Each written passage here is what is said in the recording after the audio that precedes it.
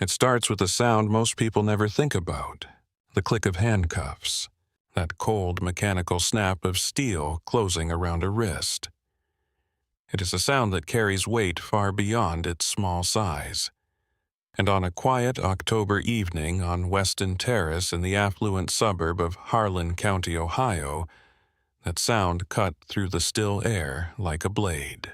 A man stood in his own driveway, his face pressed against the hood of his own car, his wrists bound behind his back, his neighbors watching from their porches' phones raised recording.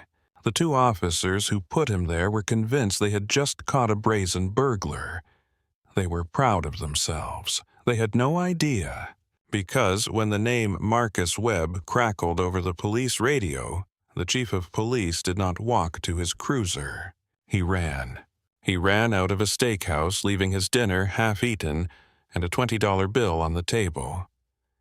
He ran to his SUV and drove through 3 red lights. His hands were shaking so badly he could barely grip the wheel, because these two officers had not just handcuffed an innocent man. They had handcuffed the one person in the entire state of Ohio with the authority, the credentials, and the iron will to dismantle their entire department from the inside out. And he had been in Harlan County for exactly 4 days. Marcus Webb had spent 51 years learning how to be still. Not passive, not submissive, still. There's a difference that most people never understand, and it is a difference that had saved his life more than once. He was a tall man, broad across the shoulders, with close-cropped silver at his temples, and a face that had absorbed 2 decades of courtrooms, crisis rooms, and corrupt precincts without losing its fundamental composure. He had grown up in Cleveland, the son of a postal worker and a schoolteacher raised to believe that excellence was armor. That if you worked hard enough, prepared thoroughly enough, dressed well enough, spoke precisely enough, the world would eventually have no choice but to see you clearly. He believed that for a long time. Then he went to law school. Then he joined the Department of Justice. Then he spent 22 years walking into cities where black men and women had filed complaint after complaint after complaint, only to watch those complaints disappear into filing cabinets, dismissed by internal affairs divisions that existed to protect the badge, not the public. Marcus had seen what happened when power went unaccountable. He had seen it in Detroit, where a precinct commander had run a shakedown operation, targeting small business owners for 17 years. He had seen it in Baltimore, where evidence lockers had been methodically plundered and the losses papered over with falsified records.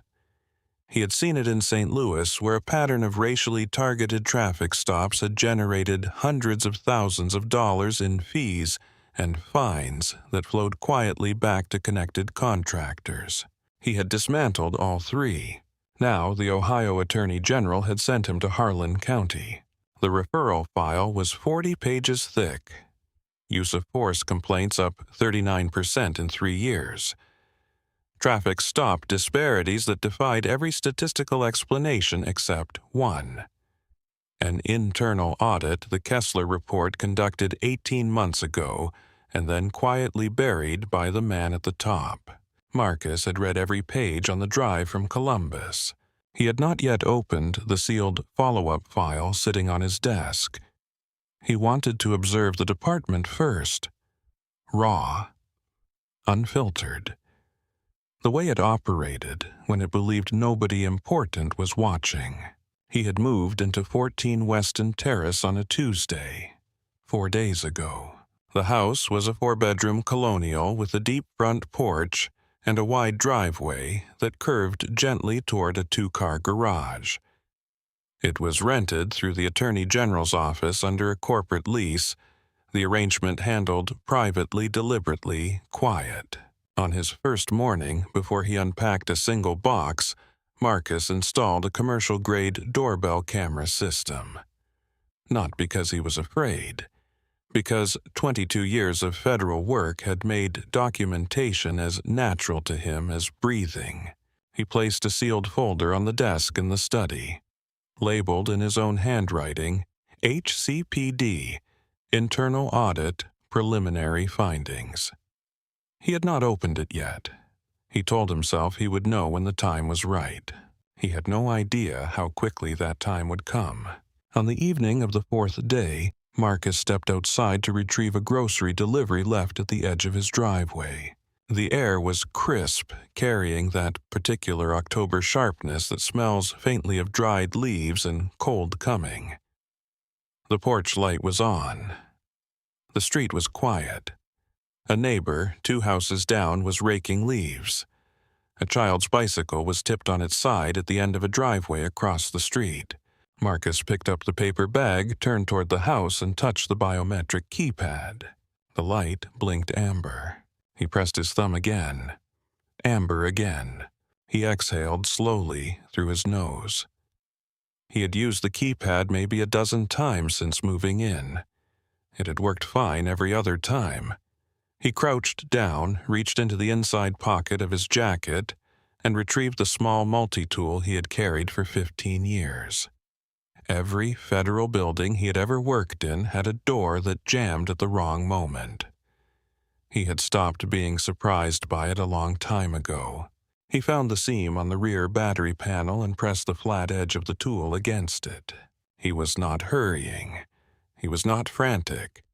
He was a man in a cashmere sweater and dark trousers crouching on the porch steps of his own home, solving a minor mechanical inconvenience with the calm efficiency of someone who had solved far larger problems in his life. He did not notice the curtain moving across the street. Sandra Plum had lived on Weston Terrace for 23 years. She was 65 years old, retired, and devoted to the Harlan County Neighborhood Watch program with the kind of focused energy that had no other real outlet. She was not a cruel woman, not exactly. She was the kind of woman who told herself she was protecting something.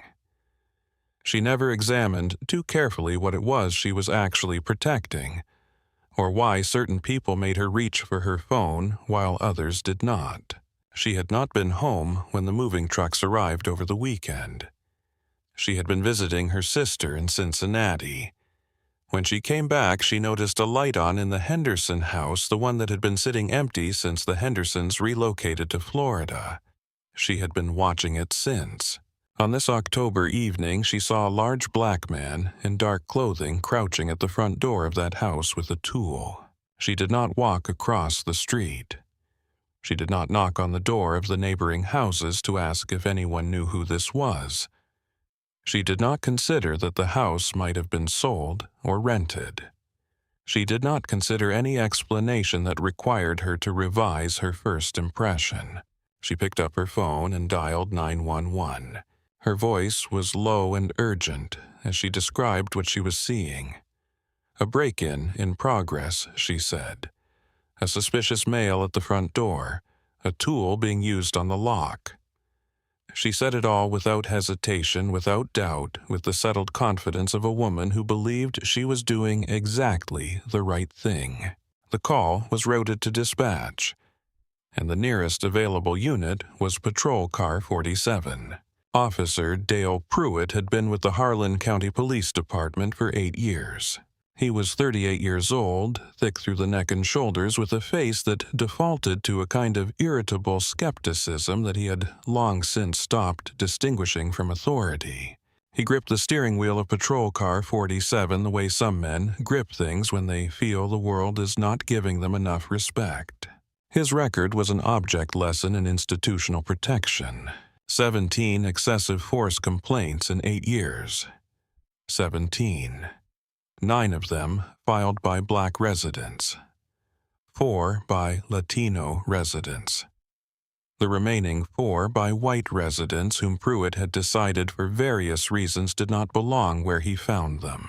Every single one of those complaints had been cleared by the department's Internal Affairs Division, not because the complaints lacked merit, but because Union President Ron Vickers had been present at every single review, and because Chief Warren Stokes had made it quietly clear that officers who produced high stop numbers and maintained their clearance rates were officers worth protecting. Pruitt knew all of this. He operated accordingly. Beside him in the passenger seat sat Officer Nathan Cole, 26 years old and 3 months out of the academy. Cole was still in the stage of his career where he noticed everything and said almost nothing. He had filed every experience with Pruitt into a growing internal archive that he did not yet know what to do with. Tonight, 2 blocks before the dispatch call came through, Pruitt had been in the middle of a monologue that Cole had come to dread. It was about neighborhoods, about who belonged where, about how you could tell Pruitt said with the practiced certainty of a man who had never once questioned his own instincts just by looking, just by paying attention, just by knowing the area. Cole stared out the passenger window and said nothing. He had learned that saying nothing was not the same as agreeing. He told himself that. He told himself that a lot. The dispatch call crackled through. Burglary in progress. 14 Weston Terrace. Pruitt's face changed immediately, that flat irritability sharpening into something that looked almost like excitement. He hit the gas. 2 blocks from Weston Terrace, Pruitt ran the plate on the vehicle registered to the address. It came back to a Marcus A. Webb, Columbus address. No warrants, no flags. Pruitt noted it and said nothing to Cole. He filed it away and kept driving.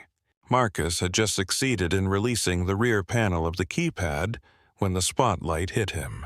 It came without warning, cutting across the porch in a blinding sweep of white, casting sharp, elongated shadows against the brick facade of the house.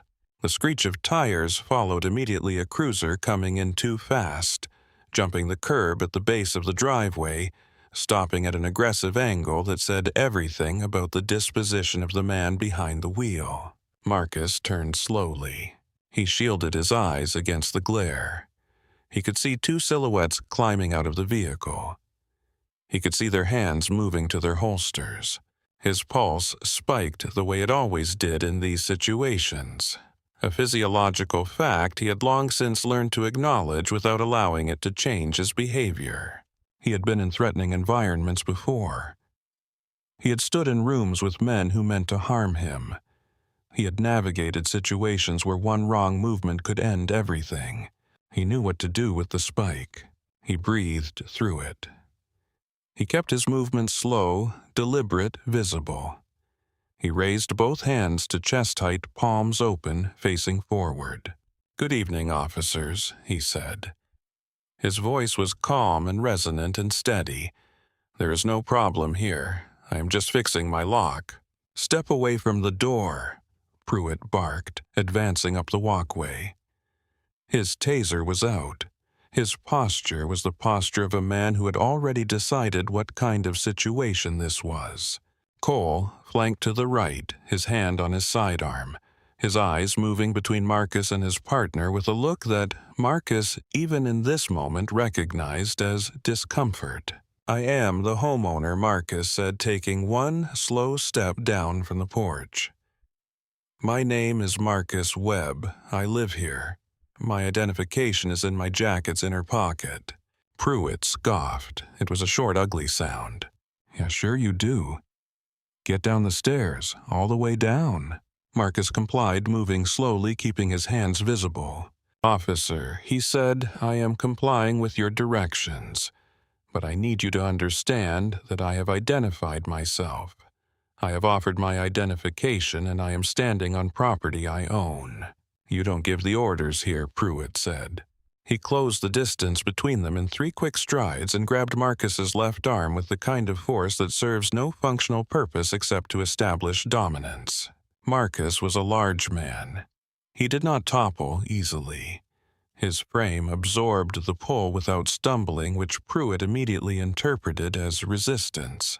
"Stop resisting," Pruitt said loudly. "I am not resisting," Marcus replied, his voice steady but now firm. "You are assaulting me on my own property." Cole moved in, grabbing Marcus's other arm, not because he had assessed the situation and determined it was necessary, but because that was what the training said to do when your partner told you someone was resisting. Together, the two officers moved Marcus off the porch steps and shoved him forward into his own driveway. The hood of the car was cold. Marcus felt the metal against his cheek, felt the pressure of Pruitt's knee in his lower back, heard the familiar sound of handcuffs being unclipped from a duty belt. He did not fight it. He knew the statistics. He knew with the clarity of someone who had spent 2 decades studying exactly this kind of moment, how quickly a misunderstanding could cross a line that could not be uncrossed. He kept still. He kept breathing. And beneath the stillness, something settled into place. Not fear. Not humiliation, though humiliation was there too, a physical weight on his chest. What settled was certainty. Pruitt was talking, announcing the arrest, reciting charges: attempted burglary, trespassing, resisting. The words floated past Marcus like noise. He turned his head enough to look at Cole. The young officer was standing 2 feet away, holding Marcus's wallet, which he had retrieved from the jacket pocket. He was staring at the driver's license under the dim light of the cruiser's headlights. Nathan, Marcus said quietly. His voice was very calm. Look at the card behind the license. Cole heard him. He pulled the card. It was silver-edged official weight bearing the seal of the state of Ohio in raised embossing that caught the light. Below the seal, in clean block letters, Marcus A. Webb, Federal Civil Rights Enforcement Director, Office of the Ohio Attorney General. Cole's face did something complicated. Higgins, he started. Pruitt, Marcus said quietly, correcting the name without raising his voice. Pruitt snatched the card from Cole's hand. He looked at it. He looked at it for a long moment. Then he slipped it into his vest pocket. He did not announce it on the radio. He did not hold it up for the neighbors recording from their porches. He did not let Cole see where he put it. You're under arrest, Pruitt said, and the steel clicked shut around Marcus's wrists. Cole pressed the button on his shoulder radio to call it in. His voice was unsteady in a way he could not entirely control. Dispatch, this is Unit 47. One in custody at 14 Weston Terrace. Suspect is secured. Requesting transport. Copy 47. Name on the suspect. Cole looked at Pruitt. Pruitt grabbed his own radio. Suspect is giving the name Marcus Webb, probably an alias. We're bringing him in for processing. There was a pause. A long one. Long enough that Pruitt frowned. Unit 47, please repeat the suspect's name. Pruitt spelled it out impatient, dismissive, and the voice on the other end went very quiet for a moment. When it came back, something had changed in it entirely. Unit 47, hold your position. Do not transport. Do not move. The chief is getting on the line. Pruitt stared at his radio. He looked at Cole. Cole looked back at him, and for the first time that night, Pruitt saw something in the young officer's face that he did not like. It was not fear. It was recognition. Chief Warren Stokes had been the head of the Harlan County Police Department for 9 years. He was 57, heavyset, with the look of a man who had once been genuinely athletic and had spent the better part of a decade slowly becoming something else. He ran his department the way certain men run things when they believe that loyalty is the highest virtue, and accountability is just a word used by people who have never had to make real decisions. He had not built a corrupt department. That was what he told himself. He had built a loyal one. There was a difference. He believed there was a difference. The Kessler report had been the moment he made his choice. 18 months ago, an internal auditor named Kessler had produced a 50-page review documenting the disappearance of $67,000 from the department's evidence locker. The trail led clearly to 2 of Stokes's senior captain's men who had been with him since the beginning. Men whose loyalty he had counted on, cultivated, and rewarded for nearly a decade. Kessler had flagged it. Kessler had documented it. Kessler had put it in a report and handed it to the chief. Stokes had buried it. He had cited inconclusive findings. He had transferred Kessler to a lower-profile assignment. He had told himself he would revisit the matter when the timing was better. The timing was never better. So the report sat in a locked drawer in his office, and the two captains continued to run their divisions. And Stokes continued to tell himself that he was a good man, who had made one difficult call in a long career of difficult calls. On this October evening, he was sitting in a corner booth at Brennan's Steakhouse celebrating with Ron Vickers, the union president, and two city council members who had just helped ensure that a favorable internal affairs ruling cleared 3 officers who probably should not have been cleared. It was a good evening. The kind of evening that made 9 years of difficult decisions feel worth it. His radio was clipped to his belt. He usually ignored standard dispatch traffic during dinner. The watch commander handled it. He was in the middle of a sentence when the dispatcher patched through directly. He heard the address first, 14 Weston Terrace. He frowned, setting down his glass. He knew that address. 2 days ago, the Ohio Attorney General had called him personally, not through staff, personally. The call had been brief and explicit. The state was sending a federal enforcement director to Harlan County. The man was relocating quietly, beginning a deep audit. The AG had not given a name. He had given the address of the residence, Weston Terrace.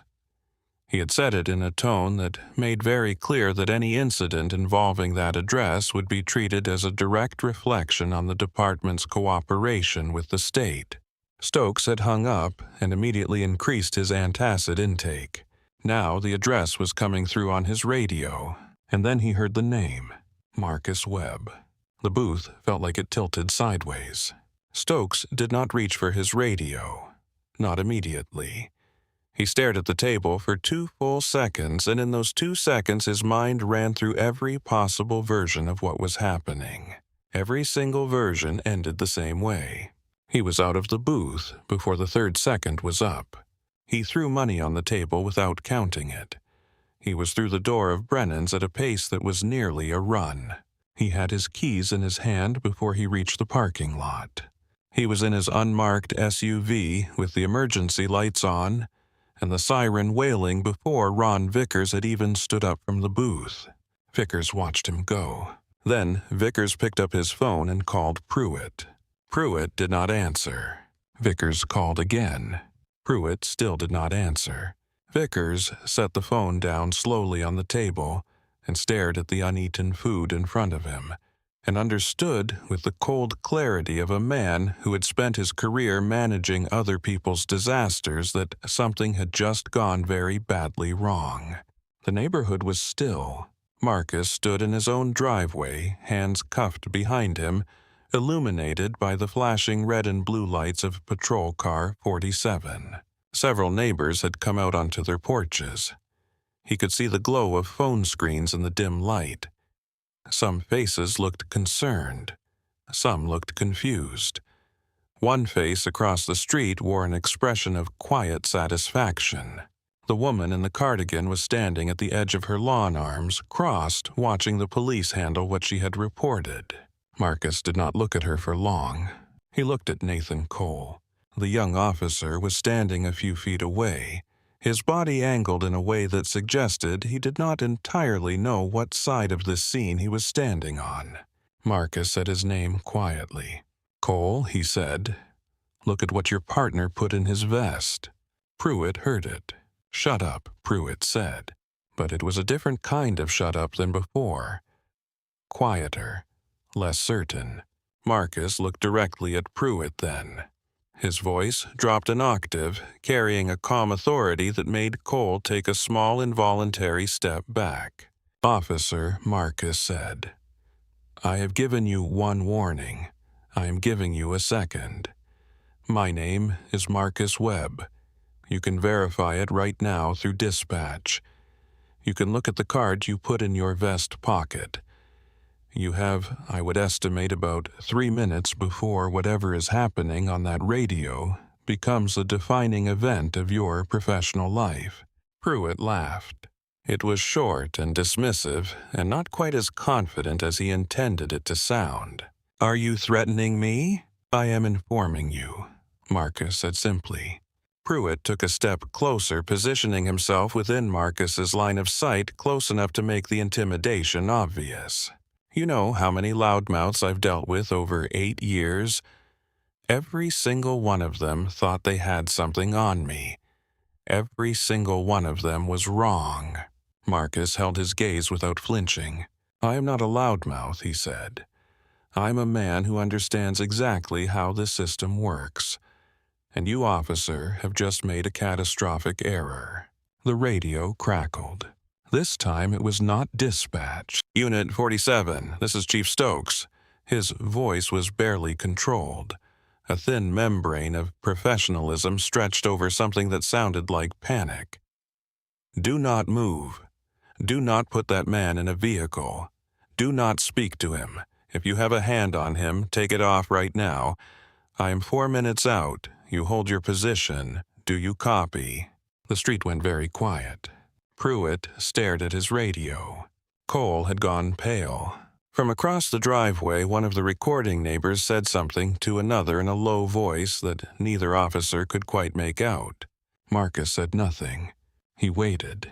The siren that came down Weston Terrace 4 minutes later did not sound like a routine response. It had the quality of urgency of something barely contained a sound that made people step back from their porches and grip their phones a little tighter. The black Ford SUV came around the corner at a speed that was excessive for a residential street at dusk, and it stopped in a way that communicated everything about the state of the man behind the wheel. The front wheels were half on the grass. The vehicle was parked at an angle. The door opened before the engine was fully off. Chief Warren Stokes looked the way a man looks when he has spent 4 minutes in a car watching his entire career replay itself in his head. His tie was crooked. His face was a mottled, unhealthy color. His breathing was audible from 15 feet away. He did not look at Pruitt. He did not look at Cole. He walked directly to Marcus Webb. He stopped in front of him. He looked at the steel cuffs biting into Marcus's wrists. He looked at the scuff mark along Marcus's jaw where his face had met the hood of the car. He looked at the torn edge of the cashmere sweater at the shoulder where Pruitt's grip had pulled it out of shape. Stokes closed his eyes. He held them closed for 1 full second. Then he looked at Cole. "The key," Stokes said. His voice was very low. Cole produced it immediately, clearly relieved to have something useful to do. Stokes took the key. He stepped around behind Marcus and inserted it into the cuffs with hands that were not steady. The steel released. Marcus brought his arms forward slowly. He rolled his wrists. The red indentations circling them were deep and visible in the porch light. He turned to face the chief. He did not raise his voice. He did not need to. "Chief Stokes," he said. Stokes looked like a man who had swallowed something that was working its way down the wrong pipe. "Sir," the chief said, and the word came out choked. "My God, I am so sorry. I cannot begin to express how deeply sorry I am." Marcus adjusted the cuff of his sweater. "I am Marcus Webb," he said clearly, for the benefit of the recording phones as much as for the chief. "Federal Civil Rights Enforcement Director, Office of the Ohio Attorney General. I moved into this house 4 days ago. I was fixing a jammed keypad on my own front door." Stokes closed his eyes again. There was a sound from across the driveway. A voice bright with the particular confidence of someone who has not yet understood that everything has changed. "Well, it is about time." I was beginning to wonder how long this was going to take. Sandra Plum came up the driveway in her cardigan, holding her phone against her chest like a trophy. She looked at the chief, then at Marcus. then back at the chief, still wearing the expression of a woman who expected to be congratulated. "I am the one who called it in," she announced. "I saw him at the door with a tool. I knew he did not belong here. Good job getting out here so quickly." She glanced at Marcus with the particular look of someone who has never once questioned whether their instincts might be wrong. The chief opened his mouth. Marcus raised one hand just slightly. Stokes stopped. Marcus turned to face Sandra Plum. He looked at her for a moment without speaking. Then he said very calmly, "Good evening. My name is Marcus Webb. I purchased this property 3 weeks ago. I moved in on Tuesday." Sandra blinked. Her smile faltered. She looked at the chief, then at the house, then back at Marcus. "That is impossible," she said. "The Hendersons moved out. I did not see moving trucks. My relocation was arranged privately due to the nature of my work," Marcus said. He took one step toward her, not aggressive, simply present. "And you are the individual who initiated the emergency response." "I thought you were a burglar," she said. Her voice had lost its brightness. "Because you saw a black man crouching at a door with a tool," Marcus said. "That has nothing to do with it," she said quickly. "You bypassed any non-emergency inquiry?" Marcus continued, his voice level and precise, as a legal argument delivered to a jury and escalated directly to a 911 dispatch, providing a description of a crime in progress based on no evidence other than what you observed through your binoculars. Your assumption facilitated a civil rights violation that resulted in my physical injury on my own property. Sandra's mouth opened. Nothing came out. Chief Marcus said without looking away from her, "Please ensure this woman's information is recorded. I will be subpoenaing the 911 dispatch audio tomorrow morning. She is now a material witness in a federal inquiry, and I intend to explore civil litigation against her for initiating a false report that directly caused my injuries." Sandra made a sound that was not quite a word. She looked at Stokes. Stokes looked back at her with an expression that offered her nothing. "I suggest you retain counsel," Marcus said. "You will be hearing from my office within the week." Sandra Plum turned and walked back across the street. She walked quickly. She did not look back. Her curtains drew shut behind her and did not open again that night. Marcus looked at Cole. He looked at Pruitt. Pruitt was standing by the patrol car. The confidence that had filled every line of his body earlier in the evening had evacuated completely. He looked like a man who had stepped off a ledge and had not yet hit the ground. "Officers," Marcus said quietly. "Get off my property." Cole moved immediately. Pruitt followed. "Not you, Chief," Marcus said softly as Stokes turned. Stokes stopped. Marcus gestured toward the open front door of his house, where the keypad now glowed a quiet, steady green. "You and I," Marcus said, "have a great deal to discuss." The interior of 14 Weston Terrace was a sharp contrast to everything that had just happened outside. It was still partially in the unpacking stage, but what was visible was spare and deliberate hardwood floors, high ceilings, a few framed photographs leaning against the wall waiting to be hung, a bookcase that had been assembled and filled before almost anything else in the house. The scent of fresh paint and cedar lingered in the air. Stokes stood in the foyer like a man waiting for sentencing. Marcus walked to the kitchen without speaking, filled a glass of water, and took a long, deliberate drink. He did not offer the chief anything. He did not invite him to sit. He walked back to the dining room, rested both hands on the glass-topped table, and looked at Warren Stokes. Mr. Carmichael Stokes began. "My name is Webb," Marcus said. Stokes caught himself. "Mr. Webb, I want to assure you personally that Officer Pruitt will be suspended without pay, effective immediately. By tomorrow morning, I will have his badge on my desk." Marcus tilted his head slightly. Do you think I care about Dale Pruitt? The question was delivered without heat, which made it more unsettling than anger would have been. Stokes said nothing. Do you think Marcus continued stepping slowly around the edge of the table that removing one officer from the street solves anything? The data from your department tells a different story, Chief. In the 3 years since you took full command of the Internal Affairs Division, use of force complaints have increased by 39%. Your traffic stop disparities are statistically indefensible. Your Internal Affairs Unit clears 96% of civilian complaints without any disciplinary action whatsoever. He stopped moving. Pruitt is not an anomaly, Marcus said. He is the result of a culture that was built deliberately piece by piece over the years you have been in that office. He felt entirely comfortable doing what he did tonight because he has done versions of it before, many times, and nothing happened. Stokes's jaw tightened. Sir, with respect to tonight was an isolated incident of poor judgment. Marcus's voice cracked just slightly, just enough to communicate that his patience with that particular line had reached its limit. Do not insult my intelligence, he said. Stokes went quiet.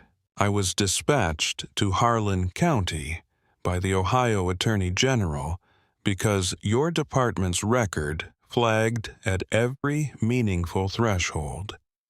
I have been reviewing your internal data for 3 months before I moved here. Marcus reached into his jacket and placed his phone face up on the table. That is a draft of a preliminary injunction I was preparing to file next month. Stokes stared at the phone, the way a man stares at something he would very much prefer not to be real. Tonight Marcus said you gave me something I was not planning to have. He picked up the glass of water and took another slow sip. You gave me first-hand irrefutable physical and recorded evidence of a constitutional violation committed against a federal officer by members of your department. His eyes locked onto Stokes's. And there is something else I want you to think about, Chief. I know about the Kessler report. The caller left Warren Stokes's face with the swiftness of water draining from a tub. His hand moved to the edge of the table. He gripped it. How he started. How could you possibly? I am the Federal Civil Rights Enforcement Director, Marcus said simply. I do not announce myself. I come through the floorboards. The Kessler report had been in that locked drawer for 18 months. Stokes had convinced himself that it had stayed there, that the small circle of people who knew about it had understood the arrangement. I was already preparing to use the Kessler findings to compel your resignation through legal channels, Marcus said. In a few months, quietly, with minimal disruption. He set the glass down. But that timeline has changed. Stokes exhaled a ragged, unsteady breath. Let me tell you what is going to happen, Chief. Marcus straightened. Pruitt is terminated tomorrow morning. Not suspended. Terminated. I will personally file criminal battery charges against him with the district attorney. You will not intervene. You will not protect him. He held up a second finger. You will immediately implement the Civilian Oversight Board that the City Council has been requesting for 2 years. You will grant them full subpoena power over your Internal Affairs Division. Stokes flinched. The Union will never accept that. Let them refuse, Marcus said immediately. Because if they do, the third condition goes into effect without negotiation. Tomorrow at noon, I hold a press conference on my front lawn. I release the body camera footage from tonight. I release the 911 audio. I release the full findings of the racially biased traffic stop data.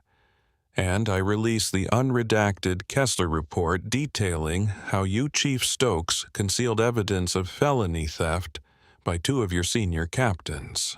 Stokes grabbed the edge of the table with both hands. His chest heaved. You're dismantling my department, he said. His voice was hollow.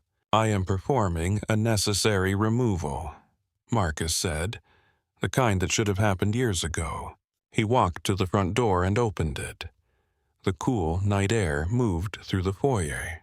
You have until 8 a.m. tomorrow to deliver the termination papers and sign the oversight agreement. If my phone does not ring by 8:01, I call the press. I call the FBI, and I make sure that every camera in this city is pointing at this building. Stokes moved towards the door slowly, with the gait of a man carrying something very heavy. He stopped at the threshold. He looked at Marcus. "I thought I was doing what was necessary to keep the department functional," he said. "I thought loyalty to the people around you was part of the job." "Your job," Marcus said quietly, "was to protect the public. You forgot the difference. Good night, Chief." He closed the door. The keypad clicked. The light turned green. Stokes walked down the driveway. Pruitt stepped forward from beside the patrol car, his face tight with a hope that had nowhere solid to land. "Chief," he said. "What did he say? Are we okay?" Stokes stopped. He looked at Dale Pruitt. He thought about the 17 complaints. He thought about the card he had watched Pruitt slip into his vest pocket. He thought about the 8 years of protection that had produced this exact moment on this exact driveway. He held out his hand. "Give me your badge, Gary," he said, "and your weapon." Pruitt stared at him. "You're done." Cole stood 3 feet away. He did not say anything. But later, much later, when he was asked to describe the expression on Dale Pruitt's face in that moment, he would pause for a long time before answering.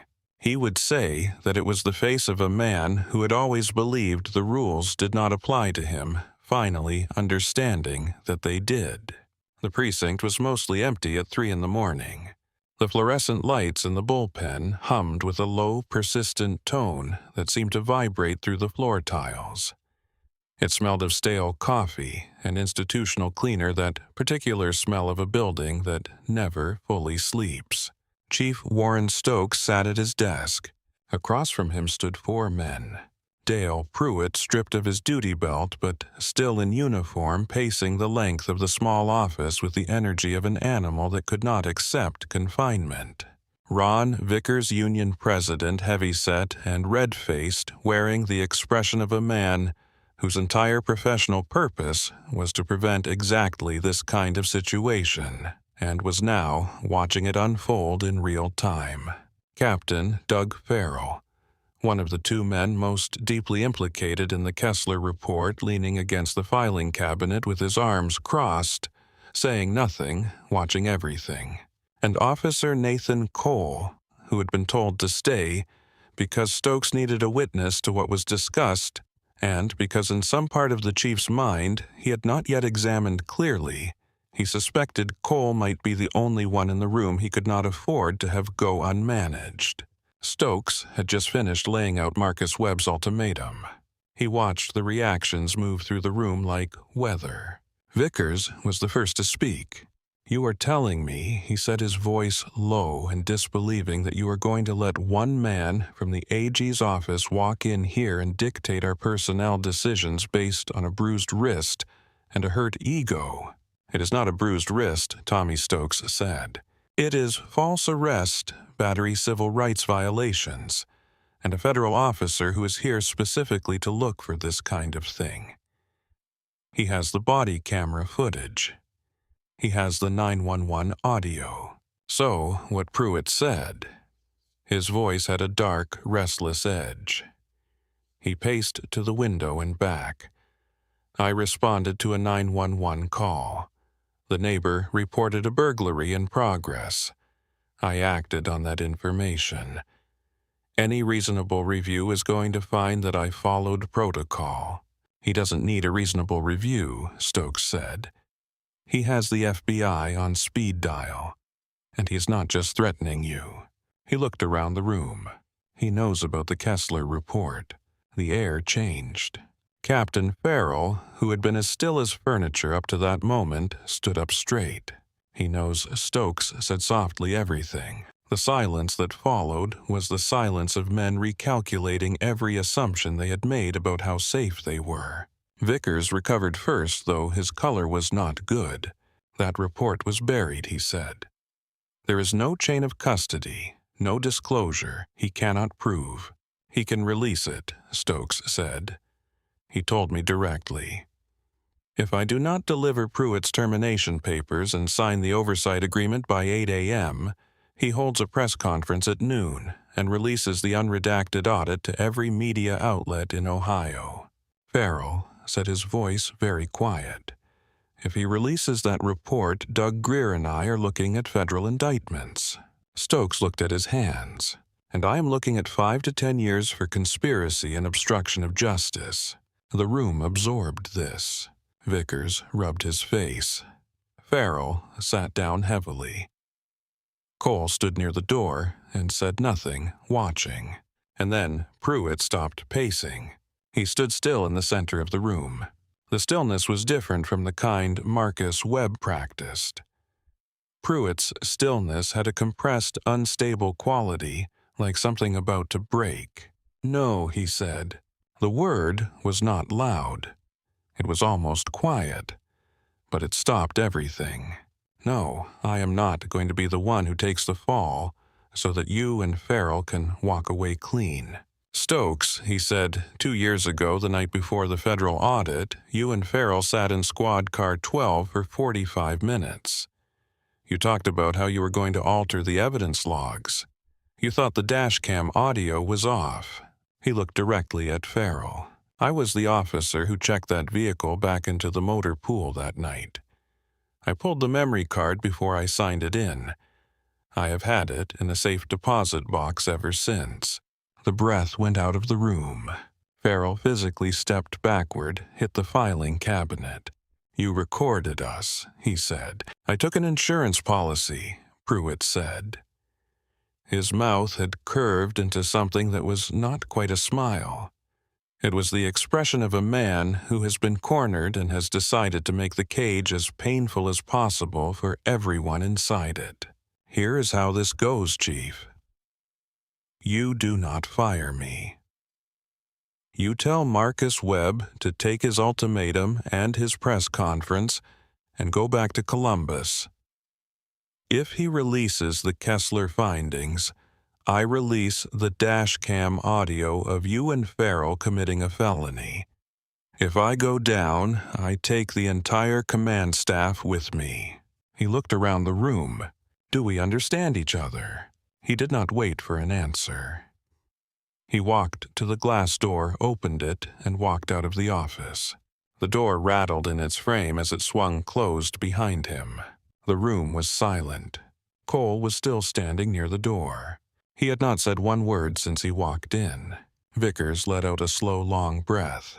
Well, Bob, he said, looks like you're wedged in from both sides. Stokes looked at the clock on the wall.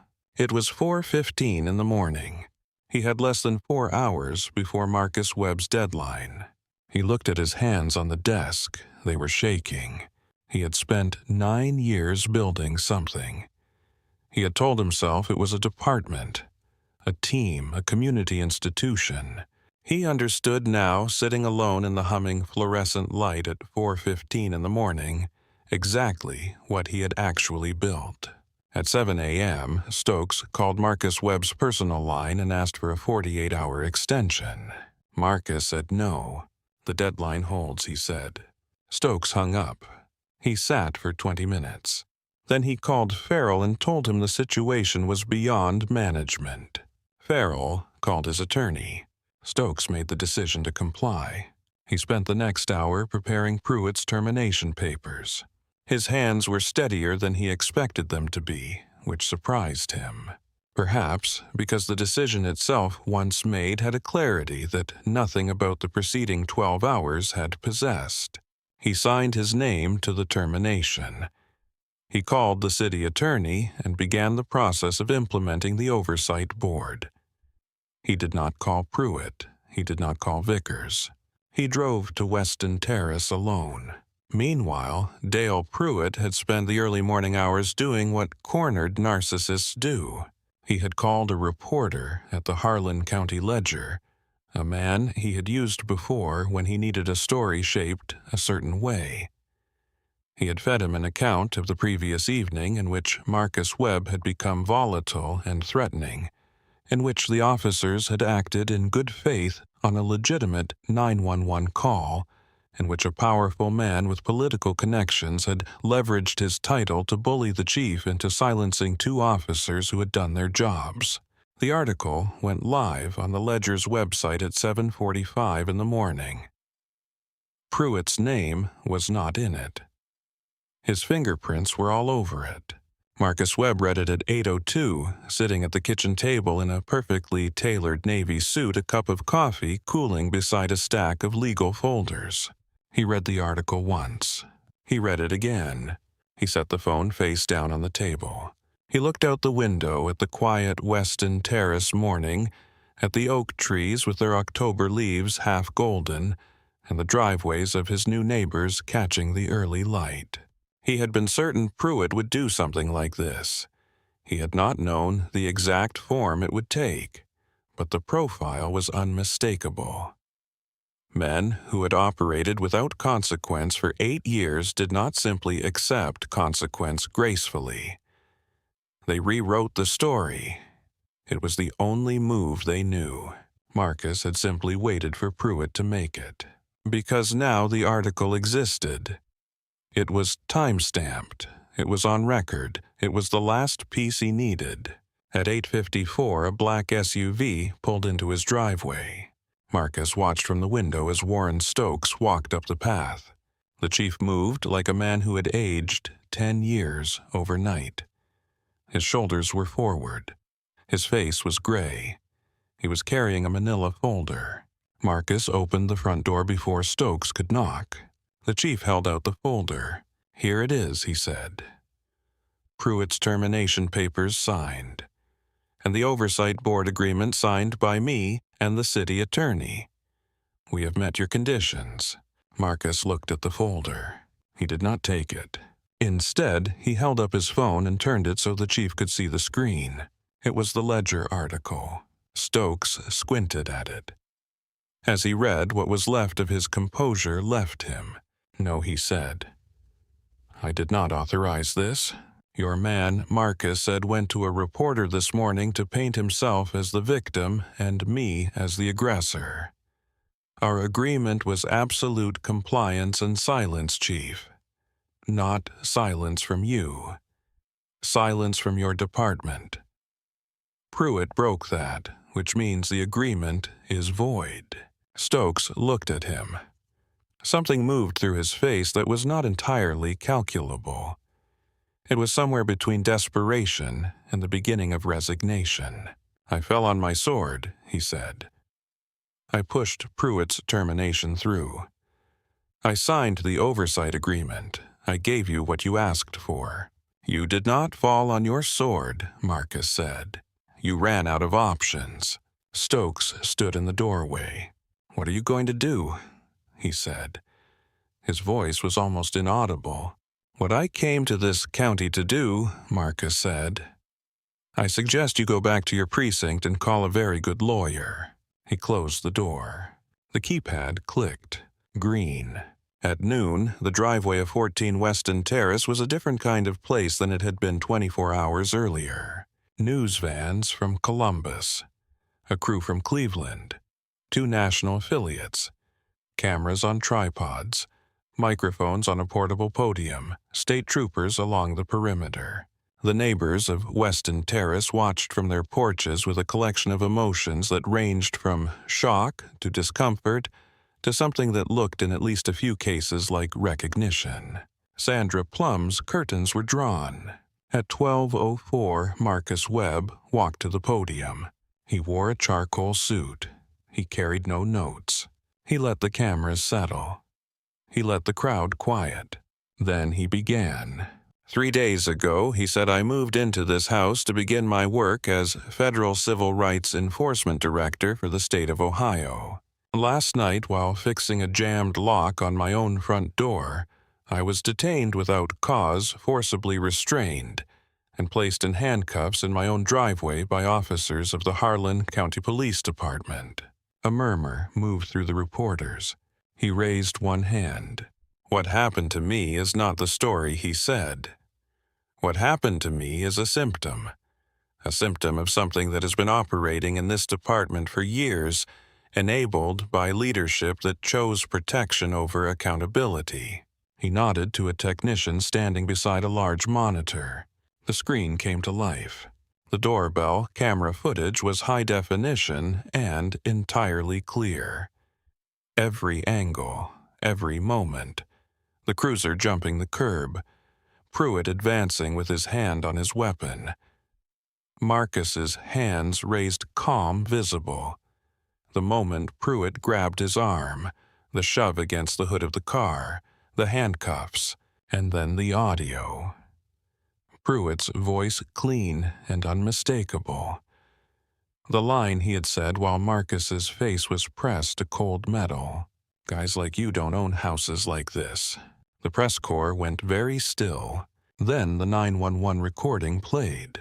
Sandra Plum's voice, steady, certain, entirely wrong. Marcus let it finish. Officer Dale Pruitt, he said the officer visible in that footage attempted this morning to publish a false account of last night's events through a local media outlet. He held up a printed copy of the Ledger article.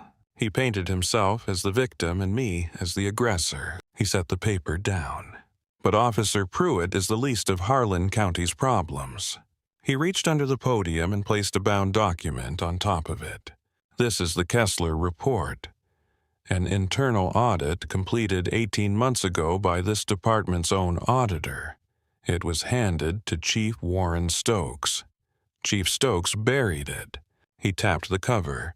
It documents the disappearance of $67,000 from the Harlan County Police Department's evidence locker traceable to 2 senior captains and Stokes' command staff. The press corps erupted.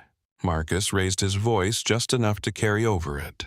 Effective immediately, he said, I am filing federal civil rights and criminal battery charges against Officer Dale Pruitt. I am handing the Kessler Report to the Federal Bureau of Investigation. And I am petitioning the Ohio Supreme Court to place the Harlan County Police Department under immediate state receivership. He looked directly into the main broadcast camera. The people of this county, he said, have filed complaints, documented incidents, lost cases, and been told that the system was working. The system was not working. It was being protected. He paused. Last night, 2 officers told me with their actions, if not their words, that a man like me could not own a house like this. They were wrong about that. But what they revealed in proving themselves wrong is that many people in this county have encountered that same assumption without the credentials to fight it. Those people deserved better. They still do. He stepped back from the podium. As he did, 4 black federal vehicles rolled slowly past the end of Weston Terrace, heading toward the precinct. The cameras tracked them. By 2 in the afternoon, Dale Pruitt was in handcuffs on the driveway of his own home in Ridgemont Heights. His neighbor across the street recorded it on a phone. The detail was not lost on anyone who had watched the previous night's footage. Pruitt did not say anything as the cuffs closed around his wrists. He looked at the concrete. He did not look at his neighbor's phone. By 3:30, Captain Doug Farrell walked into the lobby of his attorney's office building and found 2 federal agents waiting for him. He sat down heavily in one of the lobby chairs. His attorney was on the phone trying to negotiate a surrender arrangement. There was nothing to negotiate. By 5 in the evening, Chief Warren Stokes was walked out of the Harlan County Police Department by 2 federal marshals. He did not resist. He did not make a statement. He looked straight ahead as he went through the door and did not look back at the building he had run for 9 years. By 6, Ron Vickers released a written statement through his attorney announcing his resignation as union president, citing a desire to focus on personal matters. The statement contained no apology. It contained a great deal of legal language. His attorney had already been in contact with the FBI field office for 2 hours, and at 6:15 a process server knocked on Sandra Plum's door on Weston Terrace and handed her a certified notice of federal civil complaint. She signed for it with a hand that was not entirely steady. She closed the door. She stood in her foyer with the document in her hands and read the words "Federal Civil Rights Complaint" 4 times. The curtains stayed closed. Nathan Cole had driven to the FBI field office in Columbus at 4 in the afternoon. He had not called ahead. He had not consulted an attorney. He had driven for 30 minutes in his personal car in plain clothes and asked to speak to the agent assigned to the Harlan County matter. He was shown into a small conference room. He sat down. He placed his hands flat on the table and began to talk. He talked for 3 hours. He described every patrol he had done with Dale Pruitt. He described the pattern of stops. He described the neighborhoods Pruitt targeted, the reasons he manufactured the language he used in the car before they arrived, and the language he used at the scene, and the way the paperwork afterward never quite matched what Cole had actually witnessed. He described the moment Pruitt pocketed Marcus Webb's credentials card. He saw it happen. He saw Pruitt's hand move. He saw where it went. He said nothing at the time, and he had been asking himself since then whether there had been a version of that moment where he said something and he did not think there was, but he wanted to say it on the record. He said it on the record. He described something else, too. 2 blocks before they arrived at Weston Terrace, Pruitt had run the license plate of the car registered to the address. Cole had seen him do it.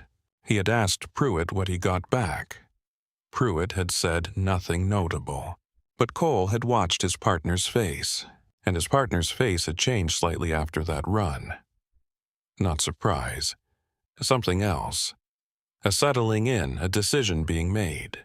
Cole told the federal agent that he believed Pruitt had known from the plate run that the vehicle was registered to a Weston Terrace address.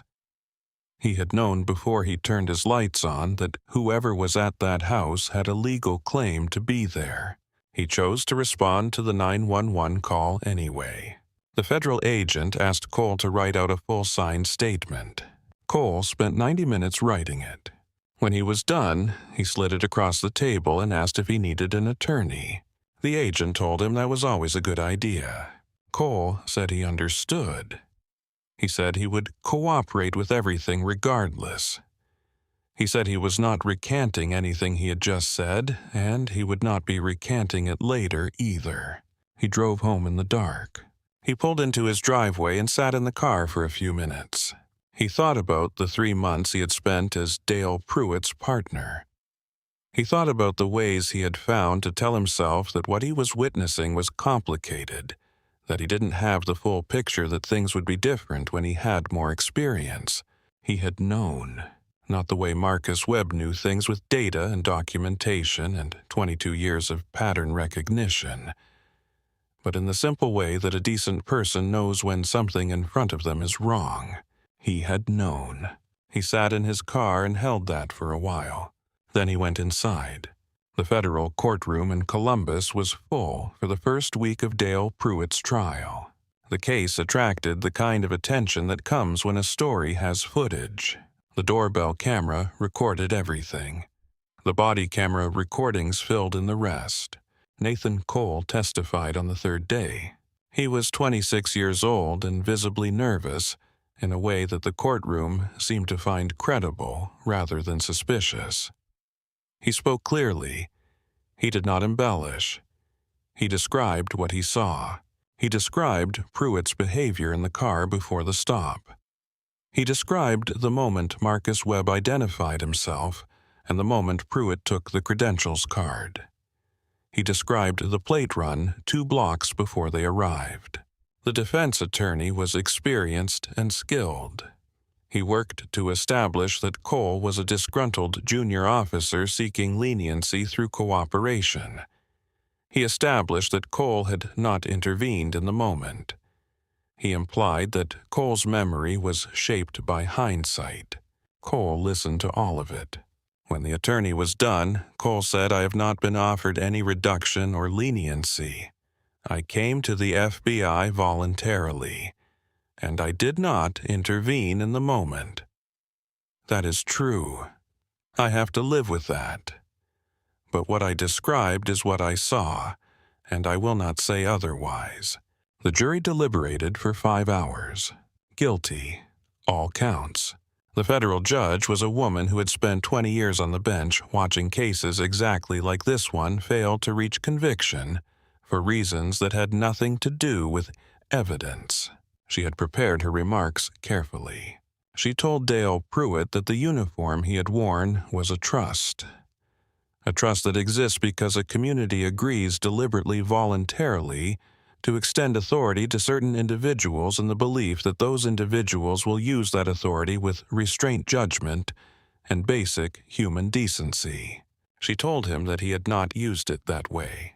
She sentenced him to 6 years in federal prison, no early release provision, permanent revocation of his law enforcement certification, no pension. Pruitt was led out of the courtroom in handcuffs. He looked at the floor as he walked. The sound of the cuffs was audible in the quiet room. It was the same sound that had started all of this. Warren Stokes accepted a plea agreement 4 weeks after Pruitt's sentencing. He pleaded to obstruction of justice and conspiracy to conceal a felony. He did not go to trial. He received 4 years of federal supervised probation, permanent loss of his law enforcement certification, a lifetime ban from public employment in the state of Ohio, and the forfeiture of his pension. He made no public statement. His attorney released 3 sentences on his behalf that acknowledged the seriousness of the charges and expressed a general regret. Captain Doug Farrell cooperated fully with the federal investigation. He provided testimony that exposed the full scope of how the evidence locker funds had been taken, hoved, and hidden. He received a 2-year federal supervision agreement in exchange for his cooperation, and resigned from the department on the day he signed it. Captain Gerald Greer, the second officer implicated in the Kessler report, was indicted separately. His case moved to trial. Ron Vickers was indicted on 2 counts of obstruction of justice for his documented role in suppressing 11 of Pruitt's 17 prior complaints. The police union was placed under state oversight pending a full governance review. Sandra Plum settled a federal civil complaint for $85,000. Her name appeared in the public court record. It would appear there permanently. She moved from Weston Terrace the following spring to somewhere no one on the street knew to ask about. 3 months after the press conference on the driveway, the first meeting of the Harlan County Civilian Oversight Board was held at the County Civic Center. The room held 300 people. Marcus Webb was the keynote speaker. He did not talk about himself. He talked about the 23 complaints filed against Dale Pruitt over 8 years that had gone nowhere. He talked about the people who had filed them, who had described what happened to them in careful, documented detail, who had been told that the matter was under review, who had waited for outcomes that never came.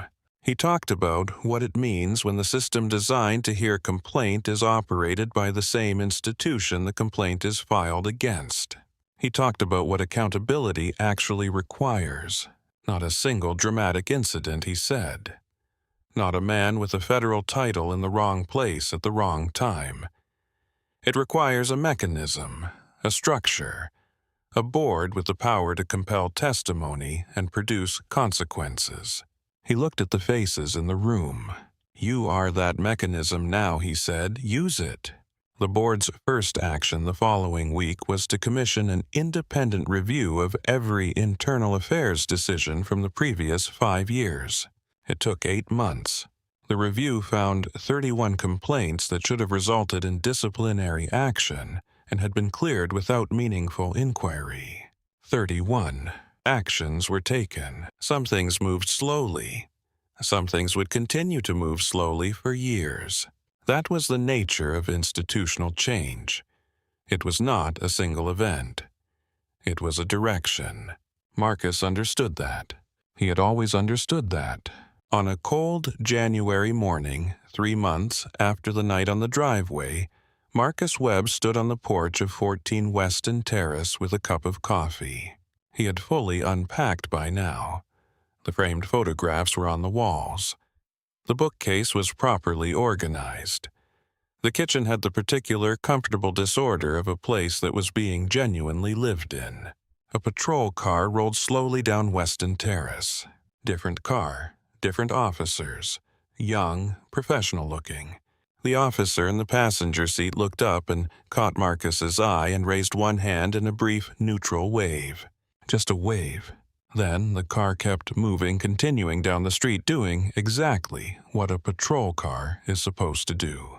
Marcus raised his coffee cup slightly in response. He stood there after the car was out of sight and thought about the morning he had moved in. He thought about the sealed folder on the desk in the study. He thought about the 23 complaints that had gone nowhere.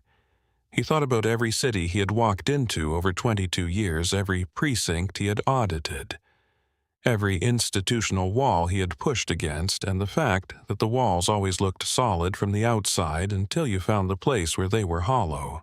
He thought about Nathan Cole, who would be testifying at Captain Greer's trial next month, and who had called Marcus's office last week not to ask for anything but simply to check in. He thought about what it had cost Cole to walk into that FBI office. He thought it had probably cost him more than anyone would ever give him credit for.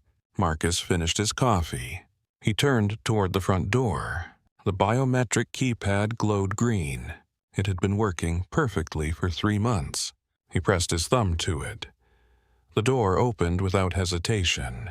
He stepped inside into the warmth. The audit was ongoing. The Oversight Board was meeting. The Federal Receivership Review was in its second phase. There was still work. There would always be still work. But this morning, on this street in this house he had lived in for 3 months, something felt different than it had on the first day. Not fixed, not finished, but different in the way that a direction feels different from a standstill.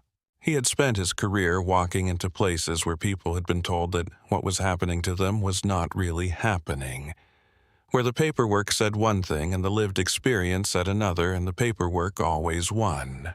He had spent his career making the paperwork lose. What happened to him on the 4th day in Harlan County was not an accident. It was not an anomaly. It was the department revealing itself exactly as departments always do when they are certain no one important is watching. The difference was that this time someone important was watching. But that was luck. The 23 people who had filed complaints before him did not have that luck. They had the same experience documented with the same care reported through the same channels, and they had been left to carry it alone. The Oversight Board existed now because of all of them, not just because of one October evening on a quiet street. Because of all of them. Marcus Webb sat down at his desk in the study. He opened his laptop. He pulled up the next file. There was always a next file. He began to read.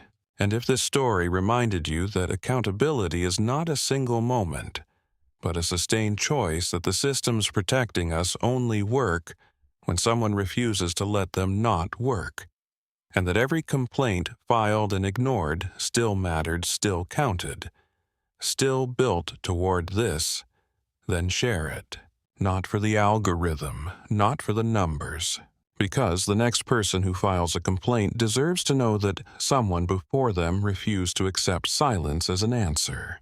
Subscribe to our channel for more stories like this one. Stories where the truth is harder to ignore than the people who told it.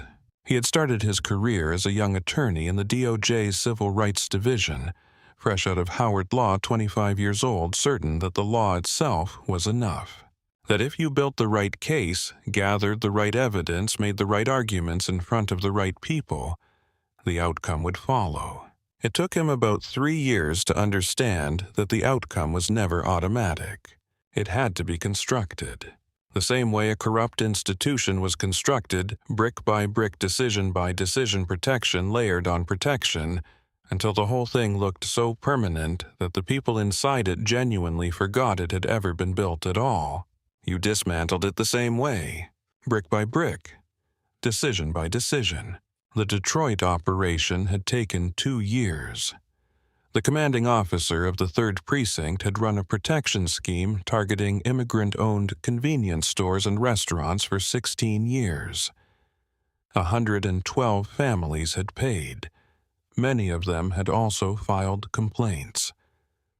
The complaints had been handled internally. Marcus had spent 14 months building a case from outside the department before he ever walked through the door. By the time he did walk through the door, he knew more about the department's operations than most of the officers who worked there. The commanding officer had looked at Marcus across a conference table with the absolute confidence of a man who had survived every previous challenge to his authority. He was indicted 18 days later. Marcus had not felt satisfaction at that moment. He had felt the particular kind of weariness that comes from understanding precisely how much destruction one man's unchecked authority can do to a community over 16 years. 112 families, over a decade and a half, each of them knowing that what was being done to them was wrong. None of them able to make the institution responsible for the wrong actually answer for it. He had carried that number out of Detroit with him. He still carried it. Baltimore had a different shape, but the same interior logic. The evidence locker theft there had been running for 9 years. The officers responsible had been so confident in their insulation that they had stopped even being careful. Marcus's audit had turned up the discrepancies in 3 weeks. The cover-up had taken considerably longer to document because the cover-up was several layers deeper than the original crime. It always was. The crime itself was often almost secondary. What really protected a corrupt institution was the network of decisions made afterward.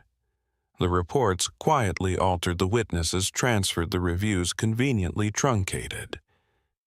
Each decision made by someone who told themselves that they were not really doing anything wrong, that they were just being practical, that the cost of letting the whole thing come apart was higher than the cost of holding it together a little longer. Every single person in that network believed with what felt like genuine conviction that they were a reasonable person making reasonable choices under difficult circumstances. Not one of them thought of themselves as corrupt. That was the thing Marcus had come to understand most deeply over 22 years. Corruption did not require evil people. It required ordinary people making small accommodations one at a time until the accommodations became the institution itself. Warren Stokes was not a monster. He had probably been at 30 years old a genuinely decent officer. Someone who cared about the job. Someone who had watched the department he loved become something more complicated over time and had decided that keeping it functional was more important than keeping it clean. That decision, made once, had to be made again and again, each time a little larger, until the thing he was protecting had almost nothing in common with the thing he had originally wanted to protect. Marcus had seen it many times. He did not feel sympathy for Stokes, but he understood the shape of the story. Understanding the shape of a story was not the same as excusing it. It was, in fact, the exact opposite. Because, if you understood how the story was built, you could also understand what it took to make sure the same story did not simply reassemble itself in a different precinct in a different county under a different name. That was the work. Not the arrest, not the press conference. Those were moments. The work was the structure that came after. The Harlan County Civilian Oversight Board held its 3rd meeting in February. Marcus attended but did not speak. He sat in the 3rd row and listened.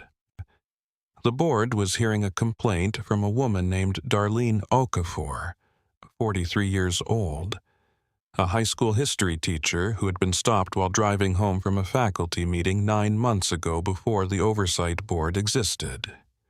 She had been questioned for 22 minutes without any stated reason for the stop. Her vehicle had been searched without her consent. Nothing had been found.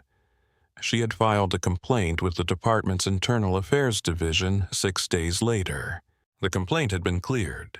The case had been reviewed as part of the Oversight Board's retroactive audit. It now sat in front of the board with a full investigative record, including radio logs, body camera footage, and the names of the 2 officers involved. Marcus listened to Darlene Okafor describe the stop.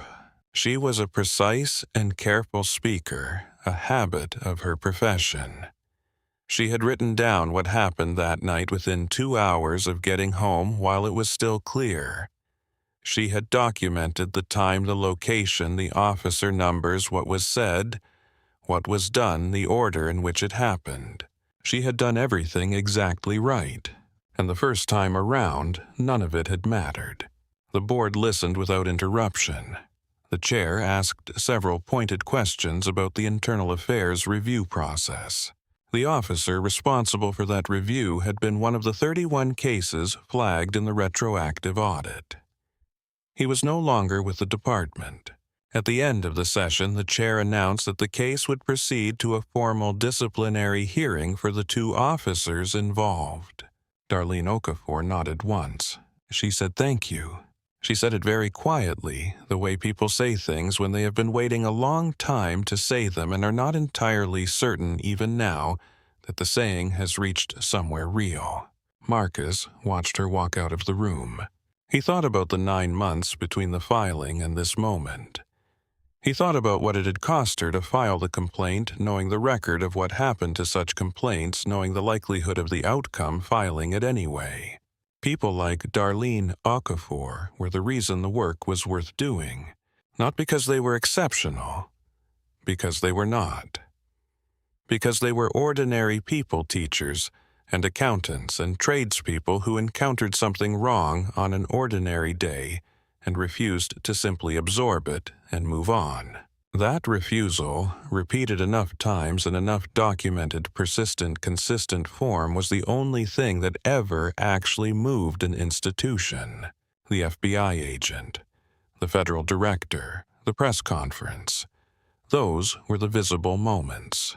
But the thing that made those moments possible was 23 people who had filed complaints that went nowhere and filed them anyway. That was the origin of everything. The Kessler report was formally entered into the federal record in March. The auditor himself, a quiet, methodical man named Gerald Kessler, who had been transferred to a records management position after delivering his report to the chief, testified before the Federal Oversight Committee in April. He described what had happened with the evenness of someone who had spent 18 months processing a particular kind of professional disappointment, and had arrived at something that resembled, if not peace, at least clarity. He had done his job. He had delivered his findings. He had been transferred and the findings had been buried. He said it all without visible bitterness. When he was asked how it felt to testify now, to have the report finally public, and in front of a federal body, he paused for a moment. He said it felt like a room he had been locked out of, finally having its door opened. He said he wished it had not taken what it took. The committee chair thanked him. Kessler straightened his papers, stood and left. Marcus, watching the proceedings from an observer's seat, made a note to ensure Kessler received a formal acknowledgement from the Attorney General's office. It was a small thing. But small things were how institutions communicated what they actually valued. In April, Marcus walked into a meeting with the newly appointed interim chief of the Harlan County Police Department. The interim chief was a woman named Patricia Moreno, brought in from the state's oversight office with a background in department reform. She had a direct, evaluative manner, and the particular quality of someone who had no personal stake in what she was being asked to dismantle and rebuild. She simply wanted to understand what had happened, and what would need to be true for it not to happen again. Marcus liked her immediately. He spent 2 hours with her. He walked her through the data, the complaint history, the stop disparity patterns, the ways in which institutional culture becomes invisible from inside it precisely because everyone inside it has adapted to treat it as normal. He talked about Nathan Cole. Moreno had already read Cole's testimony. She asked Marcus what he thought should happen with him. Marcus said he thought Cole was a young officer who had understood something wrong and had not acted on that understanding until circumstances made it impossible to avoid. He said he did not think Cole was a bad person. He thought Cole had not yet been in a position where the cost of acting differently than everyone around him was survivable. He said the question was whether Cole would become the kind of officer, now that he had experienced the cost, who made different choices going forward, or whether he would find a different set of accommodations. Moreno said she had the same question. Marcus said, "The only way to find out is to give him the context that makes different choices possible. Not protection, not leniency. Context, policies that are clear, oversight that is real, a culture that does not reward what Pruitt's culture rewarded. Put a person who genuinely tries to be decent into that context and they have a fighting chance. Put them into what this department was, and you get what this department produced." Moreno nodded. She said she had a lot of work to do. Marcus agreed. He said that was a good sign. Departments that believed the work was already done were the ones he worried about. On a Thursday morning in May, Marcus was in his home office reviewing depositions when his phone buzzed with a news alert. The Ohio legislature had passed by a margin of 73 to 27 a state-level police accountability bill that required all departments above a certain size to establish independently governed civilian oversight boards with full subpoena power. The Harlan County Civilian Oversight Board was specifically cited in the bill's findings as a model for minimum structural requirements. Marcus read the alert. He set the phone down. He looked out the window at the Weston Terrace morning. It was a warm May. The oak trees had fully leafed out. A child was riding a bicycle down the sidewalk on the opposite side of the street. He thought about what had happened last October on this driveway. He thought about the sequence of decisions and accidents and deliberate choices that had led from there to here. Pruitt's decision to run the plate. His decision to stop anyway. The click of the handcuffs. Cole's decision to drive to Columbus. The Kessler report sitting in a locked drawer for 18 months and then sitting in the federal record forever. And 23 people who had filed complaints that were ignored and filed them anyway. None of it was inevitable. Every step along the way there had been a version of events where things went differently. Where Marcus Webb was someone without a federal title, without a 22-year career and a sealed manila folder on his desk. Where Dale Pruitt's gamble that the world would treat his victim the same way it had treated his previous victims turned out to be correct. That version existed. It had existed for every one of those 23 people. That version was the default version. The version where it turned out differently required an enormous amount of work and an uncomfortable amount of luck. Marcus Webb had been both the work and the luck. That was not a satisfying conclusion, but it was the honest one. The work going forward was to make the structure less dependent on luck, to make accountability something that did not require a federal title to access. That was the point of the bill. That was the point of the board. That was the point of the slow, grinding, unsexy institutional work that had no press conference and no footage and no dramatic moment. That was the work he came back to every morning. He picked up the phone. He called the Attorney General's office to begin coordination on the implementation framework. On a warm June evening, 6 months after the night on the driveway, Marcus Webb walked to the end of his driveway to retrieve his mail. A woman was walking her dog past the house. She was one of his neighbors, a woman named Carol, whose last name he had only learned recently, who had lived on Weston Terrace for 12 years. She paused when she saw him. She said hello. She said she hoped he was settling in well. Marcus said he was. He said the neighborhood was very quiet. She nodded. She said something he would think about later. She said it feels different now, doesn't it? The neighborhood. After everything that happened, Marcus considered.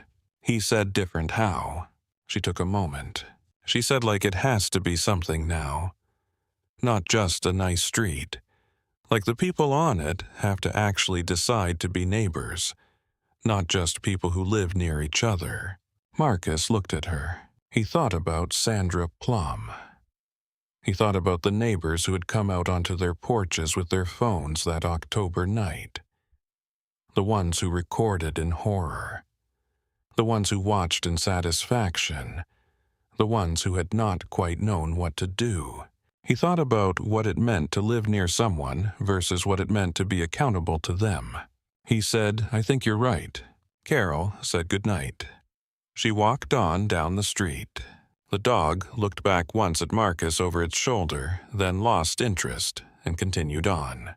The house at 14 Weston Terrace had come fully to life by summer. The desk in the study was buried under depositions and audit files and the kind of organized paper chaos that signals genuine engagement with work. The kitchen smelled of coffee in the mornings and something cooking in the evenings. The doorbell camera, mounted by the front door, continued to record as it had always recorded quietly without announcement, without any particular drama. Just watching, capturing whatever happened to happen. On an ordinary August morning, Marcus stepped onto the porch in the early light with a cup of coffee and stood there listening to the street wake up. A car backed out of a driveway 2 houses down. A sprinkler started somewhere around the corner. A bird landed on the edge of the porch railing, regarded him for a moment with the sideways evaluation of a small animal, deciding whether a large one poses a threat, and then decided it did not and flew away. The biometric keypad behind him glowed green. The front door was unlocked. The coffee was hot. The audit on his desk would take another 2 weeks to complete and would result in a 70-page report that would be read carefully by the right people and acted on with appropriate deliberateness over the following months. There was a long road. There was always a long road. But Marcus Webb had been walking long roads for 22 years, and he had learned something that he had not known at 25-something, that no amount of law school had prepared him for. The road was the work, not the destination. The road. The complaint filed and ignored and filed again. The audit buried and recovered and put in the federal record. The board that met every month and heard every case and moved with imperfect and frustrating but genuine deliberateness towards something better than what came before it. That was not a story with a single dramatic ending. It was a story that kept going, because the people in it kept deciding to keep going. That, in the end, was all it ever was. People deciding one at a time that the next day was going to be different from the day before. Not because the system guaranteed it, because they refused to let it be otherwise. The federal indictment of Ron Vickers moved through the courts with the particular grinding patience of a process that knows it will eventually arrive where it is going. Vickers had spent 9 years as union president operating under the assumption that his role was fundamentally protective. He had believed with the sincerity of a man who has constructed a worldview out of professional necessity and held it long enough to mistake it for conviction that protecting officers from complaints was the same as protecting the public from injustice. That internal accountability was always the province of the institution itself, never of the people the institution was supposed to serve.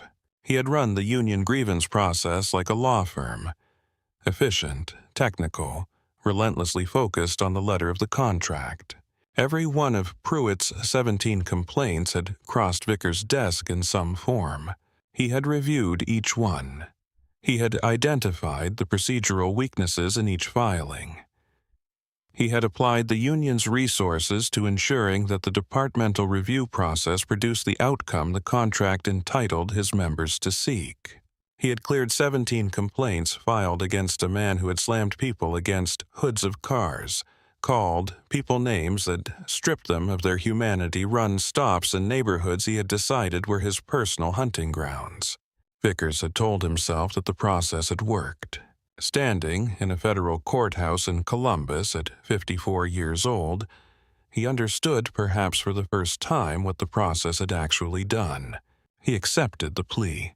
2 counts of obstruction, 5 years federal probation, permanent removal from any union leadership position. He read the statement his attorney had prepared and signed it. He did not add anything of his own. His attorney said this was wise. Vickers was not sure whether wisdom had anything to do with it. He thought it might simply be exhaustion, the kind of exhaustion that settles into a person when they have spent years maintaining something that should never have required that much maintenance.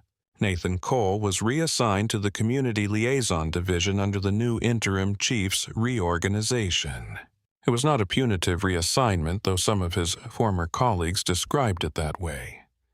Patricia Moreno had been deliberate in her reasoning.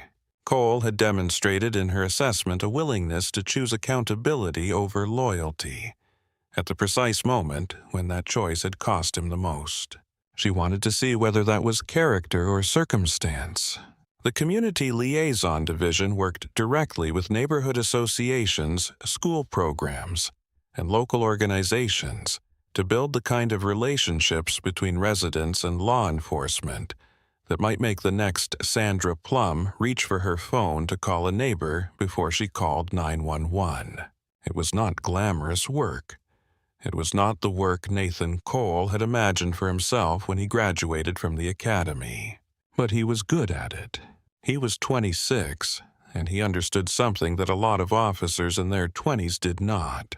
He understood what it felt like to stand on the wrong side of a situation, and to know it and to do nothing. That understanding, sitting inside him like a piece of glass, was not comfortable. But it made him a better listener than almost anyone else in the building. He could hear in the concerns people brought to him the shape of things that had happened to them before. The times they had reported something and nothing happened.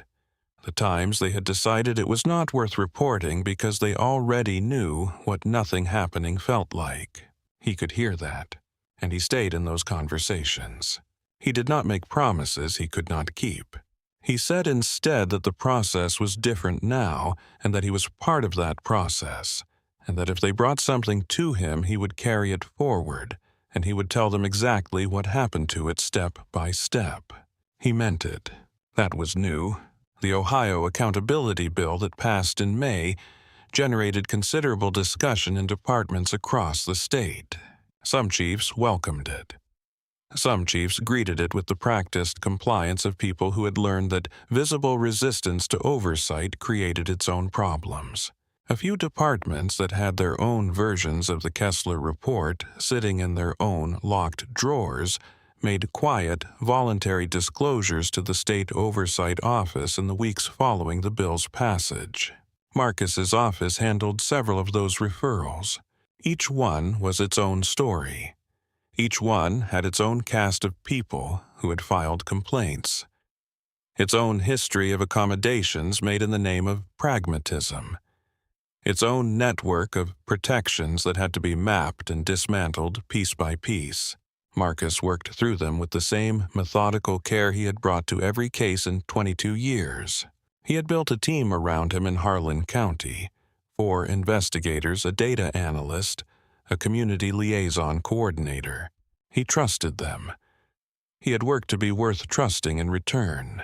That was how institutions rebuilt. Not through declarations.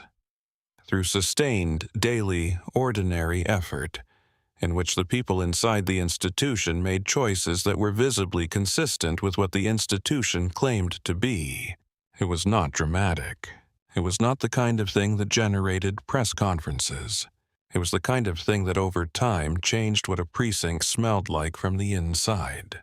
Whether the people in it believed when they clocked in that they were part of something worth being part of. That was the measure. Marcus had seen enough departments in enough cities to know what a healthy one felt like from the inside. It felt like accountability was possible. Not guaranteed, not automatic. Possible. That was enough to build toward. There's a question people often ask when they hear a story like this one. They ask, what does it say about the system that it took a man with a federal title to make the system work the way it was supposed to work? It is the right question, and the honest answer is that it says something troubling about how accountability is distributed. The 23 people who filed complaints before Marcus Webb moved on to Weston Terrace did not lack courage. They did not lack clarity. They did not lack the ability to describe precisely and accurately what had happened to them. They lacked the structural mechanism that would have made their clarity matter. Marcus Webb had access to a mechanism. He had spent his career trying to build mechanisms in places that lacked them, so that the next person who needed one would not have to arrive with a federal title in their pocket to access something that should have existed already. That is the work, not the single dramatic case. The infrastructure, the board, the audit, the independent review, the subpoena power, the transparent reporting, the clear policy, the culture that makes it possible for Nathan Cole to drive to Columbus on a Thursday afternoon and give a statement that costs him something real. That infrastructure does not generate footage. It does not produce the kind of story that ends with a press conference on a sunlit driveway, but it is the thing that determines whether the press conference was a beginning or just a moment. In Harlan County, it was a beginning, because people decided it would be.